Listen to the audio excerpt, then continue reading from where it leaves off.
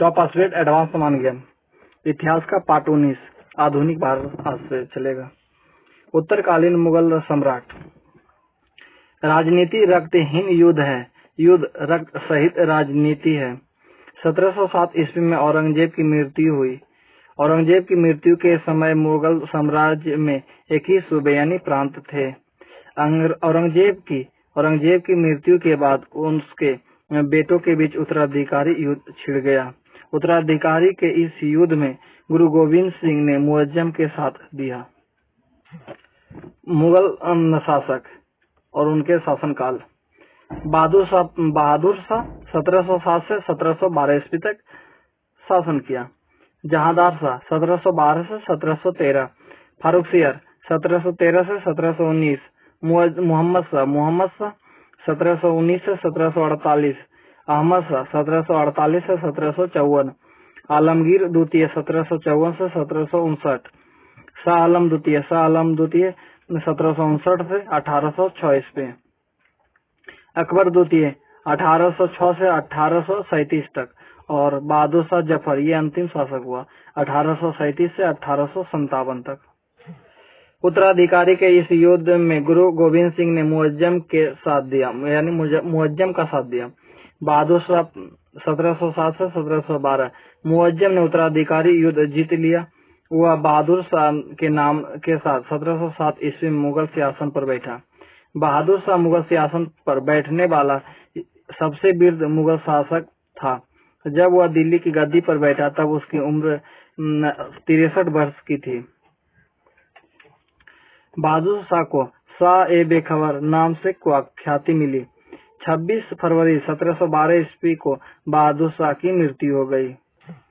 जहांदार शाह 1712 से 13, बहादुर शाह की मृत्यु के बाद उसके पुत्रों में जहांदार शाह, अजीम उस शान, रफी उस शान और जहान शाह के बीच उत्तराधिकारी का युद्ध छिड़ गया। जहांदार शाह ने जुल्फिकार की मदद लेकर अपने तीनों भाइयों को मार डाला। 29 मार्च 1712 ईस्वी को 51 वर्ष की अवस्था में जहांदार शाह मुगल सिंहासन पर आसीन हुआ। जहांदार शाह सर्वाधिक अयोग्य मुगल शासक था। उसे लंपट और मूर्ख कहा गया। हुसैन अली खां और अब्दुल्ला खां को मुगलकालीन इतिहास में सैयद बंधुओं के नाम से जाना जाता है। सैयद बंधुओं को बादशाह निर्माता किंग मेकर नाम से ख्याति मिली थी। सैयद बंधुओं की मदद पाकर अजमी उस शान के पुत्र फारुखसियर ने 10 फरवरी 1713 ईस्वी को आगरा में जहांदार शाह को परास्त कर दिया। लगभग एक माह तक कैद खाने में जहांदार शाह को रखने के बाद 12 फरवरी 1713 ईस्वी को फारुखसियर ने उसकी हत्या करवा दी। फारुखसियर 1713 से 1719। 11 जनवरी 1713 ईस्वी को फारुखसियर सैयद बंधुओं की मदद से मुगल सिंहासन पर बैठा। फारुखसियर को मुगल वंश का घृणित कायर कहा गया। उसने सिंहासन पर बैठते ही जुल्फिकार की हत्या करवा दी और उसके पिता असद खां को बंदी बना लिया। सिख विद्रोह की समाप्ति फारुखसियर के समय एक महत्वपूर्ण घटना थी।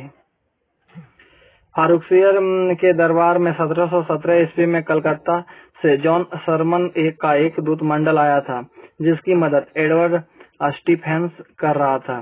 फारुखसियर ने EIC के दूत मंडल से एक संधि के तहत बहुत सारे अधिकार अंग्रेजों को दे दिया था। 28 अप्रैल 1719 ईस्वी को सैयद बंधुओं ने षड्यंत्र रचकर फारुखसियर की गला घोंटकर हत्या करवा दी। फारुखसियर की मौत के बाद सैयद बंधुओं ने 28 फरवरी 1719 ईस्वी को रफी उद दर्जात को मुगल सिंहासन पर बिठाया। रफी उद दर्जात बहादुर शाह का पौत्र यानी पोता था। रफी उद दर्जात सबसे कम समय के लिए मुगल शासक बना हुआ फरवरी 1719 ईस्वी से जून 1719 ईस्वी तक ही शासक रहा। रफी उद दर्जात के समय उल्लेखनीय घटना नेक्सियर का विद्रोह था, जिसे विद्रोहियों ने सम्राट घोषित कर आगरा की गद्दी पर बिठा दिया। नेक्सियर अकबर द्वितीय का पुत्र था। सैयद बंधुओं ने रफी उद दर्जात को जून 1719 ईस्वी में ही उसकी बीमारी के कारण गद्दी से उतार दिया। रफी उद दौला को सैयद बंधुओं ने 6 जून 1719 ईस्वी को गद्दी पर बिठा दिया। रफीउद्दौला ने गद्दी पर बैठते ही शाहजहां सानी यानी शाहजहां द्वितीय की उपाधि धारण की थी। 17 सितंबर 1719 ईस्वी को क्षय रोग के कारण रफीउद्दौला की मृत्यु हो गई। मोहम्मद शाह 1719 से 1748। मोहम्मद शाह, जो रोशन अख्तर नाम से भी जाना जाता था, सैयद बंधुओं ने 1719 ईस्वी में गद्दी पर बिठाया। उसे रंगीला बादशाह कहा जाता था क्योंकि सुंदर युवतियों की ओर उसकी गहरी आसक्ति थी। बतौर संगीतकार उसने कुछ ख्यालों की भी रचना की थी। मोहम्मद शाह का अधिकांश समय पशुओं की लड़ाई देखने में तथा वैश्यों, सुंदरियों और मदिरा के बीच गुजरता था। 9 अक्टूबर 1720 ईस्वी को तुरानी सैनिक हैदर बेग ने सैयद बंधुओं यानी हुसैन अली खां की हत्या कर दी। मोहम्मद शाह के शासनकाल में कुली खां यानी निजाम उल मुल्क ने स्वतंत्र हैदराबाद राज्य की स्थापना की 1724 ईस्वी में। मोहम्मद शाह के ही शासनकाल में ईरान यानी फारस के सम्राट नादिर शाह ने 1739 ईस्वी में भारत पर आक्रमण कर दिया। नादिर शाह को ईरान का नेपोलियन कहा जाता है। शाहजहां का बनाया हुआ तख्त ए ताउस यानी म्यूर सिंहासन, कोहिनूर हीरा और लगभग 70 करोड़ रुपए लूटकर नादिर शाह वापस फारस लौट गया। तख्त ए ताउस यानी म्यूर सिंहासन पर बैठने वाला अंतिम मुगल शासक मोहम्मद शाह था। नादिर शाह ने मुगलों से सिंध का पश्चिम स्थित प्रांत भी छीन लिया था।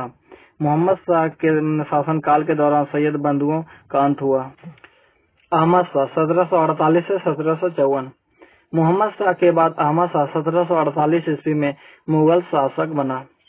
बादशाह अहमद शाह मूलतः एक नर्तकी का पुत्र था। अहमद शाह के शासनकाल में नादिर शाह के पूर्व सेनापति अहमद शाह अब्दावली ने 1748 ईस्वी में प्रथम बार भारत पर आक्रमण किया। अफगानिस्तान के शासक अहमद शाह अब्दावली का मूल नाम अहमद खां था। उसने भारत पर कुल 8 बार आक्रमण किया था। मुगल साम्राज्य के वजीर इमादुल मुल्क के प्रस्ताव पर मूर्खतापूर्ण कार्य करने के वाले अहमद शाह को गद्दी से हटाकर अंधा बना दिया गया और सलीमगढ़ जेल में कैद कर दिया गया। आलमगीर द्वितीय 1754 से 1759। अहमद शाह के बाद जहांदार शाह का पौत्र अजीजुद्दीन को आलमगीर द्वितीय नाम से मुगल सिंहासन पर बिठाया गया। इसके शासनकाल में साम्राज्य की सैन्य व वित्तीय व्यवस्था पूर्णतः अस्त व्यस्त हो गई थी। 1759 ईस्वी में इमादुल मुल्क ने आलमगीर द्वितीय की हत्या कर उसकी लाश को लाल किला के पीछे स्थित यमुना नदी में फेंकवा दिया था। शाह आलम द्वितीय 1759 से 1806 ईस्वी। आलमगीर द्वितीय का उत्तराधिकारी उसका पुत्र शाह आलम द्वितीय बना। इसका असली नाम अली गौहर था। शाह आलम द्वितीय अपने पिता आलमगीर द्वितीय की हत्या के समय बिहार में था। वहीं उसने 22 दिसंबर 1759 ईस्वी को शाह आलम द्वितीय की उपाधि धारण कर खुद को बादशाह घोषित कर दिया था।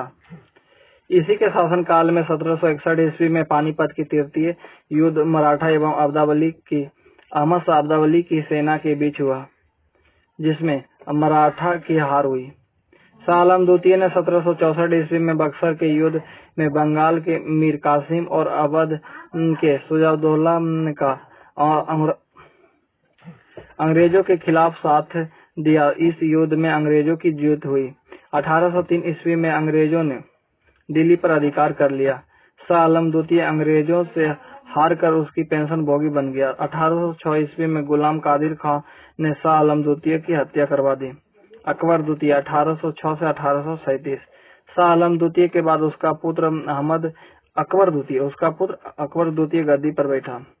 अंग्रेजों के संरक्षण में बादशाह बनने वाला प्रथम बादशाह अकबर द्वितीय था। अकबर द्वितीय के समय में बादशाह का अधिकार मात्र लाल किले तक सीमित रह गया था। वस्तुतः वह अंग्रेजों का मात्र पेंशन भोगी था और नाम मात्र का वास्ता था। राम मोहन राय को राजा की उपाधि अकबर द्वितीय ने ही दी थी। अकबर द्वितीय के समय में अंग्रेजों ने मुगलों के सिक्का का प्रचलन समाप्त कर दिया। 1837 ईस्वी में अकबर द्वितीय की मृत्यु हो गई। बहादुर शाह जफर 1837 से 1857। अकबर द्वितीय की मृत्यु के बाद मुगल वंशीय का आखिरी बादशाह बना बहादुर शाह द्वितीय। 1837 ईस्वी में बादशाह बनने बहादुर शाह द्वितीय का उपनाम था जफर। 1837 ईस्वी में बादशाह बनने बहादुर शाह द्वितीय का उपनाम था जफर। वह बहादुर शाह जफर नाम से प्रचलित हुआ। 1857 ईस्वी की क्रांति में भाग लेने के जुर्म में अंग्रेजों ने बहादुर शाह जफर को बंदी बनाकर रंगून निर्वासित कर दिया। रंगून यानी म्यांमार की राजधानी जेल में 1862 ईस्वी में बहादुर शाह की मृत्यु हो गई। वैधानिक रूप से 1857 ईस्वी में मुगल साम्राज्य खत्म हो गया। मुगल साम्राज्य के पतन के बाद नए स्वतंत्र राज्य का उदय। मुगलों से स्वतंत्र होने वाले राज्य व संस्थापक। हैदराबाद का स्थापना चिंगलीज खान ने किया। अवध का स्थापना सादत खान ने किया। बंगाल की स्थापना मुसर्दी कुली खान ने किया। कर्नाटक का स्थापना सादुतुल्ला खान ने किया।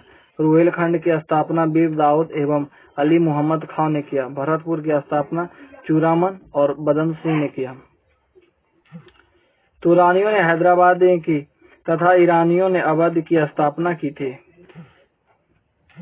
हैदराबाद चिंगलीज खान ने 1724 ईस्वी में हैदराबाद राज्य की स्थापना की। इसे निजाम मुल्क के नाम से भी जाना जाता है। सम्राट मोहम्मद शाह ने इसे आसफ जाह की उपाधि प्रदान की। 1748 ईस्वी में निजाम उल मुल्क की मृत्यु हुई। अवध स्वतंत्र राज्य अवध की संस्थापक सादत खान बुरहान मुल्क था।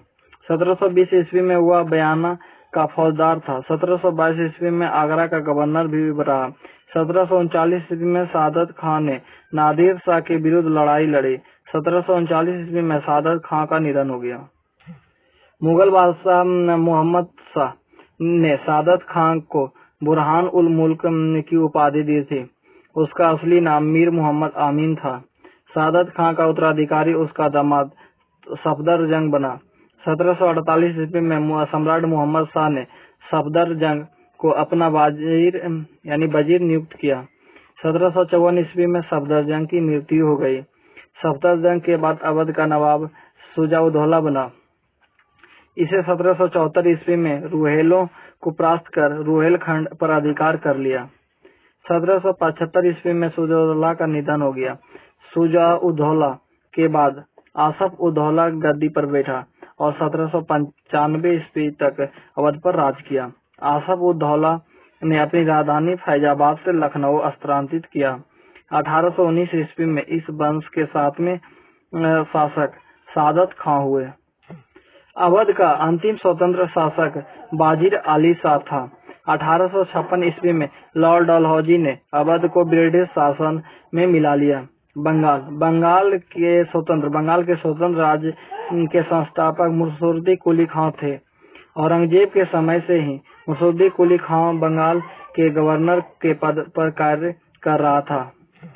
1727 ईस्वी में इसकी मृत्यु हो गई। मुर्शिद कुली खां ने अपनी राजधानी ढाका से मुर्शिदाबाद स्थानांतरित किया था। 1727 ईस्वी में मुर्शिद कुली खां के बाद उसका दामाद शुजा-उद-दीन गद्दी पर बैठा। 1739 ईस्वी में बंगाल का नवाब अलीवर्दी खां बना। 1756 ईस्वी में अलीवर्दी खां का निधन हो गया। अलीवर्दी खान के बाद बंगाल का शासक सिराजुद्दौला बना। सिराजुद्दौला बंगाल का अंतिम स्वतंत्र शासक था। कर्नाटक स्वतंत्र राज्य के रूप में कर्नाटक की स्थापना सादुतुल्ला खान ने किया था। सादुतुल्ला खान की राजधानी अरकाट थी। 1740 ईस्वी में इसका उत्तराधिकारी दोस्त अली बना। दोस्त अली की हत्या मराठों ने कर दी। दोस्त अली के बाद उसका उत्तराधिकारी सफदर अली बना। इसके बाद कर्नाटक पर यूरोपीय कंपनी ने अधिकार कर लिया। रुहेलखंड का स्वतंत्र संस्थापक बीर दाऊद और उसका पुत्र अली मोहम्मद माना जाता है। भरतपुर दिल्ली, मथुरा और एवं आगरा के क्षेत्रों को जीतकर स्वतंत्र भरतपुर राज्य की स्थापना चूरामन एवं बदन सिंह ने की थी। जाटों का सबसे शक्तिशाली शासक सूरजमल था। 1763 ईस्वी में सूरजमल का निधन हो गया। भारत में यूरोपीय व्यापारिक कंपनियों का आगमन। अत्यंत प्राचीन काल से ही विदेशियों का भारत में आगमन होता रहा। भारत की व्यापारिक संपदा ने सदा ही विदेशियों को आकर्षित किया। कोलंबस स्पेन से भारत के समुद्री मार्ग की तलाश करता अमेरिका पहुंच गया था। 1487 से 1487 ईस्वी में बार्थोलोमेव डायज आशा अंतरिप पहुंचा था। 17 मई 1498 ईस्वी को वास्को डी गामा भारत के पश्चिमी तट स्थित कालीकट पहुंचा था। भारत आने वाली यूरोपीय व्यापारिक कंपनी और स्थापना वर्ष। पुर्तगाली ईस्ट इंडिया कंपनी की स्थापना 1498 में हुई। अंग्रेजी ईस्ट इंडिया कंपनी की स्थापना 1600 ईस्वी में हुआ। डच ईस्ट इंडिया कंपनी की स्थापना 1602 ईस्वी में हुआ। डैनिश ईस्ट इंडिया कंपनी की स्थापना 1616 ईस्वी में हुआ। फ्रांसीसी ईस्ट इंडिया कंपनी की स्थापना 1664 ईस्वी में हुआ। स्वीडिश ईस्ट इंडिया कंपनी की स्थापना 1731 ईस्वी में हुआ था। भारत में पुर्तगालियों का आगमन। सर्वप्रथम पुर्तगाली नाविक वास्को डी गामा केप मार्ग से 17 मई 1498 ईस्वी में भारत के पश्चिमी तट पर स्थित कालीकट बंदरगाह पहुंचा। वास्को डी गामा ने भारत और यूरोप के बीच नए समुद्री मार्ग की खोज की थी। 90 दिनों की समुद्री यात्रा के पश्चात वास्को डी गामा अब्दुल मनीज नामक एक गुजराती पथ प्रदर्शक की सहायता से भारत के कालीकट पहुंचा था। यूरोपीय व्यापारियों के रूप में सर्वप्रथम पुर्तगाली भारत आए। भारत के कालीकट के तत्कालीन हिंदू शासक जमोरिन ने वास्को डी गामा का स्वागत किया था। वास्को डी गामा ने भारत आगमन से पुर्तगालियों और भारत के मध्य व्यापार का एक नवीन अध्याय शुरू हुआ। वास्को डी गामा ने भारत आने और पुर्तगाल वापस जाने क्रम में हुए यात्रा व्यय से 60 गुना अधिक कमाई की थी। पुर्तगाली ईस्ट इंडिया कंपनी की स्थापना 1498 ईस्वी में हुई थी। पुर्तगालियों ने अपनी पहली व्यापारिक कोठी कोचीन में खोला था। सर्वप्रथम यूरोपीय देश पुर्तगाल ने भारत को उपनिवेश बनाया था। पुर्तगालियों ने भारत आगमन के दो मुख्य उद्देश्य थे। नंबर 1, अरबों और वेनिस के व्यापारियों का भारत पर से प्रभाव खत्म करना। नंबर 2, ईसाई धर्म का भारत में प्रचार करना। भारत आने वाला दूसरा पुर्तगाली पेड्रो अल्वारेज कैब्राल था। पुर्तगालियों ने कैब्राल के नेतृत्व में ही कालीकट के प्रथम कारखाना खोला था। पुर्तगालियों ने भारत में कालीकट, दमन एवं दीप, गोवा और हुगली के बंदरगाहों में अपनी व्यापारिक कोठियां स्थापित की। वास्को डी गामा भारत के दूसरी बार 1502 ईस्वी में आया। 1503 ईस्वी में उसने कोचीन यानी भारत में अपने प्रथम दुर्ग की स्थापना की। पुर्तगालियों ने भारत में स्थापित अपनी बस्तियों की देखरेख हेतु 1505 ईस्वी में फ्रांसिस्को द अल्मेडा को प्रथम पुर्तगाली वायसराय बनाकर भेजा, जो 1509 ईस्वी तक भारत में रहा था। फ्रांसिस्को द अल्मेडा 1509 ईस्वी में मिस्र, तुर्की और गुजरात की संयुक्त सेना को परास्त करके द्वीप पर पुर्तगालियों अधिकार कर लिया। पुर्तगालियों का दूसरा वायसराय बनकर अल्फांसो द अल्बुकर्क 1509 ईस्वी में भारत आया। अल्बुकर्क ने 1510 ईस्वी में गोवा को बीजापुर के शासक यूसुफ आदिल शाह से जीत लिया। अल्बुकर्क को भारत में पुर्तगाली साम्राज्य का वास्तविक संस्थापक माना जाता है। उसने कोचीन को अपना मुख्यालय बनाया। अल्बुकर्क की मृत्यु 1515 ईस्वी में हो गई। उसे गोवा में दफनाया गया। सांतो में दक्षिण पूर्वी तट पर पुर्तगालियों की एकमात्र बस्ती थी। अगले पुर्तगाली वायसराय नीनो डी कूना ने 1530 ईस्वी में अपना मुख्यालय कोचीन से गोवा स्थानांतरित कर लिया। नीनो डी कूना ने गोवा को पुर्तगाली साम्राज्य की वास्तविक राजधानी बनाया। कूना के नेतृत्व में पुर्तगालियों का भारत के बसीन पर 1534 ईस्वी में और फिर 1535 ईस्वी में द्वीप पर अधिकार हो गया। कूना के बाद जोबा डी कैस्ट्रो भारत में अगला पुर्तगाली वायसराय हुआ। 1518 ईस्वी में पुर्तगालियों ने कोलंबस में और फिर मलक्का में कारखानों की स्थापना की। 1559 ईस्वी तक पुर्तगालियों ने भारत के कई क्षेत्रों को अपने अधीन कर लिया था। गोवा, दमन द्वीप, बसीन, सालसेर, बम्बई, हुगली, सांथोमो, चोल आदि कई क्षेत्रों पर पुर्तगाली अधिकार कायम हो गया। कार्टर्ज व्यवस्था। पुर्तगाली अपने अधिकार क्षेत्र में आए समुद्री मार्गों पर सुरक्षा कर की वसूली करते थे, जिसे कार्टर्ज व्यवस्था कहते हैं। संत जेवियर 1542 ईस्वी में भारत आया था। उसने कई भारतीयों का ईसाई धर्म में धर्मांतरण किया था। 1560 ईस्वी में गोवा में पुर्तगालियों ने ईसाई धर्म न्यायालय की स्थापना की थी। भारत में गोथिक स्थापत्य कला की शुरुआत पुर्तगालियों ने की थी। पुर्तगालियों के भारत आगमन से भारत में जहाज निर्माण, प्रिंटिंग प्रेस, तंबाकू और आलू की खेती का आविष्कार हुआ। पुर्तगालियों ने भारत में 1556 ईस्वी में गोवा में प्रथम प्रिंटिंग प्रेस की स्थापना की। भारत में डचों का आगमन। पुर्तगालियों के बाद डच लोग भारत आए थे। भारत में प्रथम डच इंडिया कंपनी की स्थापना 1602 ईस्वी में हुई थी। 1596 ईस्वी में भारत में आने वाला प्रथम डच यात्री कार्नेलियस हाउडमैन था। भारत में United East India Company of the Netherlands की स्थापना 20 मार्च 1602 ईस्वी को एक राजकीय घोषणा के आधार पर की गई। डचों की भारत में महत्वपूर्ण कोठियां। मुस्लिम पट्टनम 1605 ईस्वी में, पुलीगढ़ 1610 ईस्वी में, सूरत 1616 ईस्वी में, बिमली पट्टनम 1614 ईस्वी में, चिनसुरा 1653 ईस्वी में, नागपट्टनम 1658 ईस्वी में, कोचीन 1663 ईस्वी में, कासिम बाजार, काड़ानगर, पटना, बालसोर में ये सब में कोठियां मतलब फैक्ट्रियां खोला गया डचों द्वारा। भारत में अपना पहला कारखाना डचों ने 1605 ईस्वी में मुस्लिम पट्टनम में खोला था। डचों ने पुलीगढ़ में स्थापित अपनी दूसरी डच फैक्ट्री का नाम गोल्ड्रिया रखा था।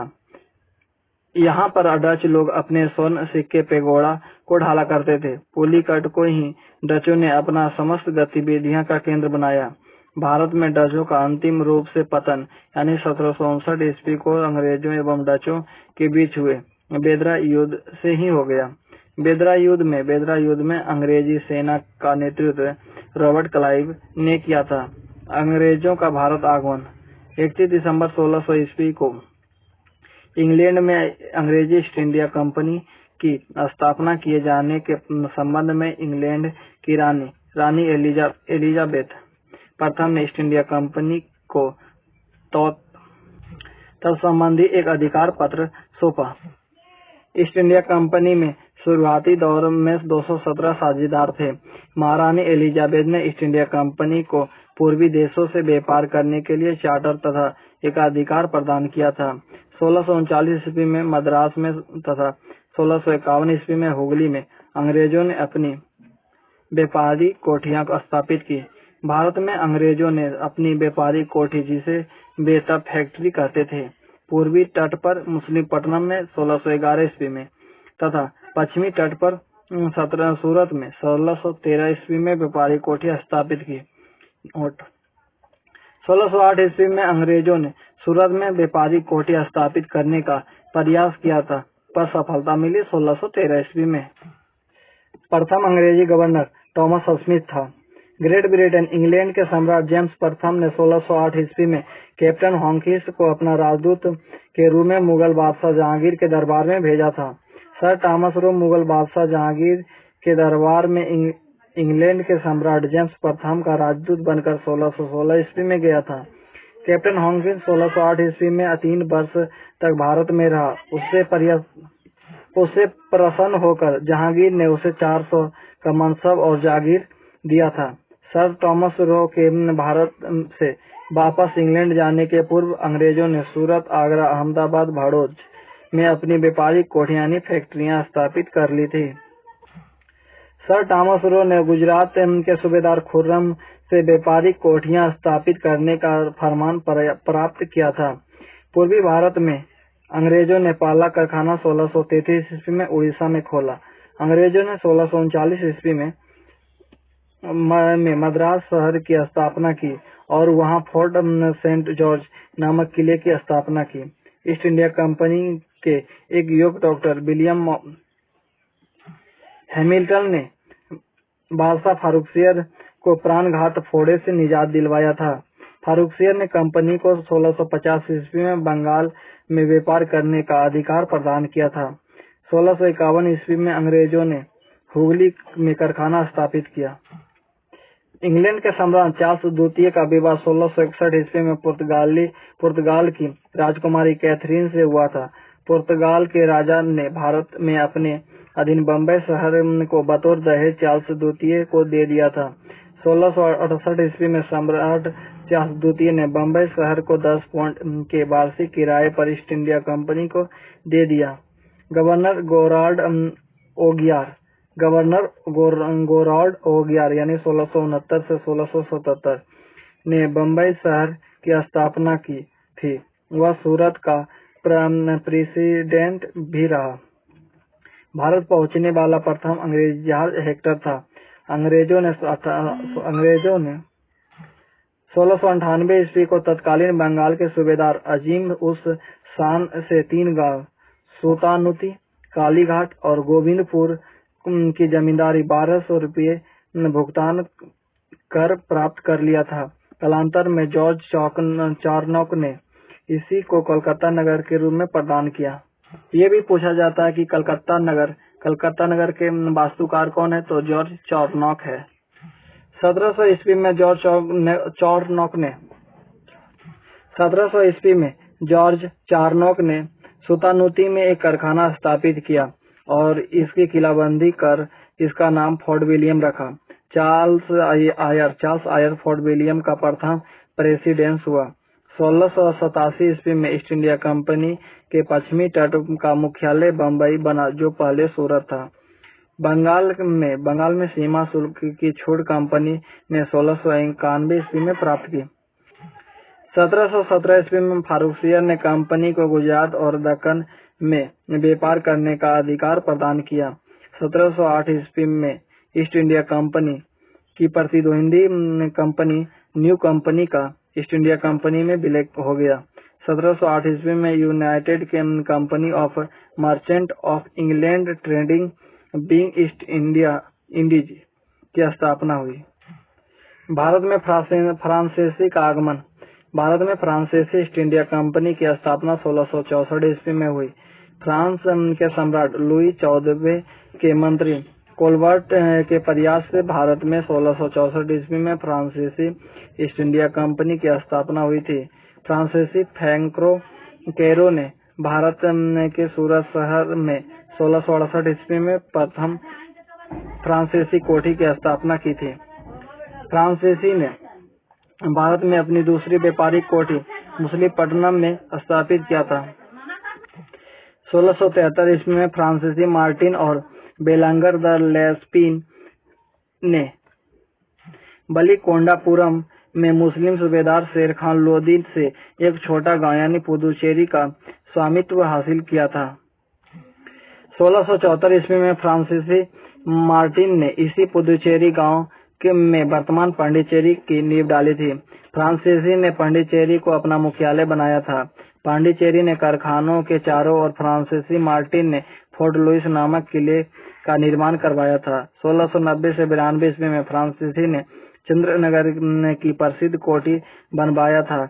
यहाँ उसने बस्ती भी बनवाया था। फ्रांसीसी ने भारत में अपनी शक्ति साम्राज्य का विस्तार गवर्नर ड्यूमा तथा गवर्नर डुफ्ले के नेतृत्व में किया। 1742 ईस्वी में जब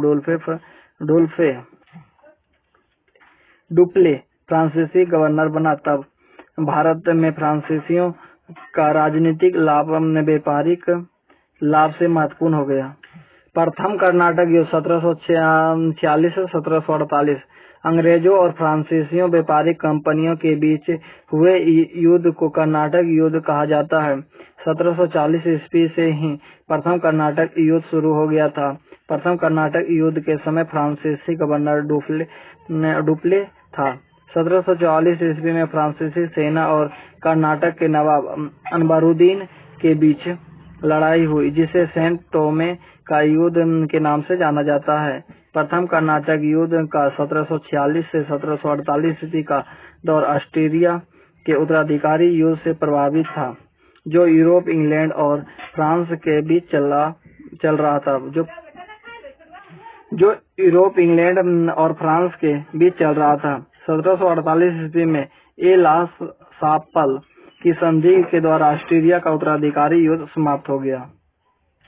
इस संधि के साथ ही प्रथम कर्नाटक युद्ध भी समाप्त हो गया। प्रथम कर्नाटक युद्ध में फ्रांसीसी विजयी रहे, किंतु वे अंग्रेजों को फोर्ट सेंट डेविड किले पर अधिकार न कर सके और उन्हें संधि की शर्तों के अनुसार मद्रास को भी अंग्रेजों को वापस करना पड़ा। द्वितीय कर्नाटक युद्ध 1739 से 1754 ईस्वी। द्वितीय कर्नाटक युद्ध 1749 से 1754 ईस्वी यानी हैदराबाद तथा कर्नाटक के सिंहासनों के उत्तराधिकारी के लिए शुरू हुआ था। फ्रांसीसी गवर्नर डुप्ले और अंग्रेजी गवर्नर क्लाइव ने एक दूसरे के विरोधी गुटों को समर्थन देकर भड़काया, जिसकी परिणति युद्ध में हुई। इस युद्ध में फ्रांसीसी गवर्नर डुप्ले हार गया, तो उसे वापस फ्रांस बुला लिया गया। फ्रांसीसी गवर्नर डुप्ले के स्थान पर गोडेहू भारत का अगला फ्रांसीसी गवर्नर बना। गोडेहू और ब्रिटिश कंपनी के बीच जनवरी 1754 ईस्वी में पांडिचेरी की संधि के साथ युद्ध को विराम मिला। तृतीय कर्नाटक युद्ध 1756 से 1763 ईस्वी। 1756 ईस्वी में शुरू हुए सप्तवर्षीय युद्ध का ही एक अंग तृतीय कर्नाटक युद्ध था। सप्तवर्षीय युद्ध के तहत फ्रांस ने ऑस्ट्रिया की और इंग्लैंड ने पर्सा की ओर समर्थन देना शुरू कर दिया। इसी कारण भारत में अंग्रेजों और फ्रांसीसी सेना युद्धरत हो गई। 1760 ईस्वी में सर आयरकुट के नेतृत्व में अंग्रेजी सेना ने बॉन्डीबास की लड़ाई में फ्रांसीसियों की बुरी तरह से हरा दिया था। 1761 ईस्वी में पांडिचेरी को अंग्रेजों ने फ्रांसीसियों से छीन लिया था। 1763 ईस्वी में हुई पेरिस की संधि के साथ सप्तवर्षीय युद्ध की समाप्ति हुई। पेरिस की संधि के तहत भारत में भी अंग्रेजी सेना और फ्रांसीसी सेना की मध्य संधि हो गई। अंग्रेजों ने चंद्रनगर के क्षेत्र पर अपना अधिकार जारी रखा और अन्य प्रदेशों को फ्रांसीसियों को लौटा दिया, जो भारत की आजादी तक फ्रांसीसियों के अधिकार क्षेत्र में ही बने रहे। डेनमार्क की Danish east India company Bharat के 1616 ईस्वी में स्थापित हुई थी। डेनमार्क की Danish east India company Bharat में 1616 ईस्वी में स्थापित हुई थी। डेनिश कंपनी ने अपनी बस्तियां त्रावणकोर यानी तमिलनाडु में 1620 ईस्वी में तथा श्रीरामपुर बंगाल में 1676 ईस्वी में बसाई। 1645 ईस्वी में डेनिश कंपनी ने अपनी सारी संपत्ति अंग्रेजी ईस्ट इंडिया कंपनी को बेच दी और वे डेनमार्क लौट गए। स्वीडिश ईस्ट इंडिया कंपनी की स्थापना 1731 ईस्वी में हुई थी। इस कंपनी का व्यापारिक संबंध मुख्यतः चीन के साथ ही रहा। बंगाल पर अंग्रेजी आधिपत्य, ये नेक्स्ट वीडियो में देखेंगे।